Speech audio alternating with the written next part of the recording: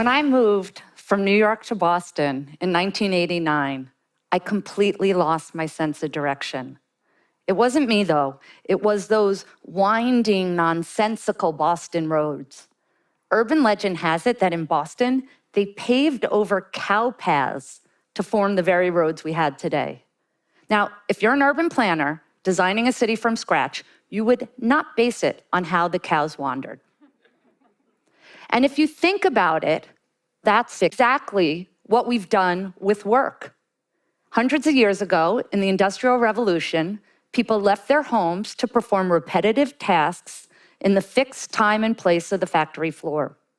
And when knowledge workers entered the scene, we kept the same model, this time with fixed job descriptions in fields of cubicles from 9 to 5. Even globalization and technology did little to change the dynamic. Fixed time, place, and job descriptions are the cow paths of work. And like cow paths for roads, it just doesn't make any sense. I've been challenging and changing how companies work for the past 15 years, starting with my own company, Boston Consulting Group, and then with dozens of other Fortune 500 organizations. And I have to tell you, something amazing happened to work during the tragedy of COVID-19, especially those first weeks and months. If you remember, all the low-value work disappeared. It didn't matter what your job technically was. People just worked together across silos and even companies to get stuff done wherever, whenever, however it was needed. Leaders simply had to trust their people. They didn't have time for endless steering committees or death by PowerPoint. We just needed to trust people to deliver, and they did. So I'm on a mission to bottle these great work practices and not go back to the old ways.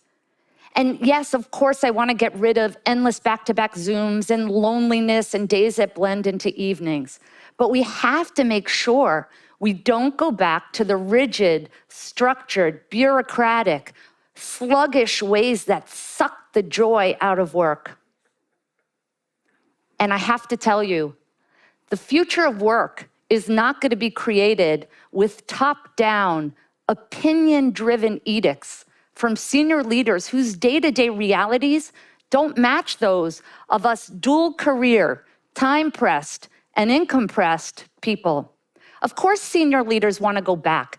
That worked for them. But they have to recognize that for 18 months now, their people experienced unprecedented agency, control, flexibility, trust, and accountability. And people don't want to go back. And it's this difference in perspective from senior leaders and their people that's one of the main reasons driving so much backlash to all these return to office announcements over the past months, with employees venting on social media and quitting in what's being called the Great Resignation. And employees, I don't blame you, but before you take to social media and walk, try talking to your leaders. Tell them what you loved about the past 18 months. Tell them what you want to keep. They might be more receptive than you think. And leaders, let me share 3 tips, rather 3 must-dos to get the future of work right. Number 1, trust your people. Millions of workers and employees have proved their trustworthiness since March 2020. But even with that, so many leaders want to go backwards. As part of the work I do, I've spoken with hundreds of leaders over the past 18 months, and I get some really crazy questions. One is, well, Debbie, how can I tell if my workers are productive when they're working from home? And I can't help but say, well, how'd you know they were productive when they were in the office? Just because you could see someone doesn't mean they're productive. Or I have to love this, when it's safe to go back to the office, we're gonna let people work from home 2 days a week, as long as it's not a Monday or Friday, because we don't trust them not to slack off and take long weekends. What does that say about the culture of trust? Will there be abusers? Of course. but there'll be a tiny few. So why make rules for the vast majority who've earned your trust every day for the past 18 months? A trusting culture will not only attract, retain, and motivate your people, it'll also save you a lot of time enforcing rules. So that's number one, trust your people.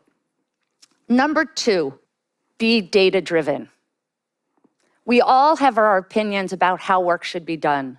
And the more senior we are, the more we're convinced that our opinions are not just opinion, but they're fact, they're truth. But one thing COVID's taught us is that people are so different. I have genetically identical 17-year-old twin boys, Abraham and Boaz. And I emphasize the point genetically identical because these two guys cannot be more different. Abraham really struggled when school went online. He did everything he could to engineer outdoor, socially distant get-togethers, because you can't call them play dates when the boys are 17. But his brother, Boaz, Bo was loving life. Ma, this is fantastic. I don't ever have to leave my bed. My boys couldn't be more different, and so are your workers. So we must get data. How? Well, try this. Get some of your best people together and ask them, what did you love about these last 18 months? What did you hate? If we were to give you a magic wand and you could create the perfect work environment for you, what would your days, weeks, and months look like? And then experiment. Yes, experiment. So many people are saying COVID's been the biggest work experiment ever. I beg to differ. I'm not a scientist, but I know that prospective experiments have hypotheses, control groups, data collection, learning loops, and revisions. We didn't do that. And so now's the time to experiment. And we don't have to wait until it's safe to go back to the office. We could do it now. Take two teams that do similar work. Let one flex and work whenever and however they need, and another, give them fixed times. You want them online and you want them working.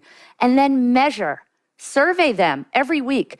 Everyone says people are over-surveyed. People are over-surveyed over-surveyed when it comes to this topic. They want to have their opinions heard. So ask them, how's it going? Are you delivering value? Are you able to collaborate well? How's your work-life balance? What do you love? What do you hate? And take those learning and spread them around. This is new for all of us. We're not going to get it right the first, second, third, or even fourth time, but together with conversation and data and experiments, we're going to learn our way to a better future of work. So that's number two. Number one, trust your people. Number two, be data-driven. Here's number three, think beyond the schedule. Guess what? The future of work is not 2 days that you get to work from home. This is our chance right now to reimagine, reduce, replace, or even eliminate things like long commutes, endless meetings with too many people there, recurring meetings that never go away, synchronous work, silos, command and control leaders, administrivia, that's my word for the low-value stuff that clogs our calendars. In other words, we could stop contorting our lives around work, but we could actually reshape work to better fit our lives. So that's number three, think beyond the schedule. And guess what? A lot of companies are getting it right. Take Dropbox, for example. Before COVID, Dropbox only had 3% of their workers working from home. They're now moving forward with a remote-first model and trying to push as much asynchronous work as possible. And to help collaboration with their model, they're setting core collaboration hours that vary slightly by time zone, so they have 4 hours a day when you know everyone is online in case you need to collaborate. One of my favorite examples is the Mr. Cooper Group. The Mr. Cooper Group's been described as a mortgage giant no one's heard of. A lot of their workers, a large percentage, are call center operators. And like many, in the first days of COVID, they got them all home safely and successfully. And guess what? They were more productive and they were happier. But even with that data, many on the leadership team wanted them back in the office as soon as it was safe to do so. They just couldn't imagine call center work being done from home permanently. Well, that's where Kellyanne Doherty, their amazing chief people officer, comes in. when Kellyanne and her team presented their recommendation for a home-centric working model, she got a ton of questions. Well, Kellyanne, what about onboarding and training? She said, of course we're gonna get people together for that. Home-centric doesn't mean we're never together. Well, what about day-to-day coaching and mentoring? We're experimenting with software that allows managers to do that even better. Well, what about culture, communication, what about? And she just stopped them. It was a moment. And she said, I know you all want to go back to your offices. So do I. But we have to take a minute to walk in the shoes of our call center operators. They are loving the flexibility. They're saving real money by not commuting. And we know this is a high turnover population. Imagine if one of our competitors is more flexible than us. How many people are we going to lose? And with that, Kellyanne and her team had the leadership team on board. They're moving forward with a home-centric model, and they're investing in upskilling all of their managers to be able to coach, mentor, and manage their teams remotely. And now they're taking it one step further. They're tapping into more flexible talent pools like military spouses who need a ton of flexibility when their spouses are deployed. In other words, Kellyanne and the Mr. Cooper Group are urban planners of the future of work.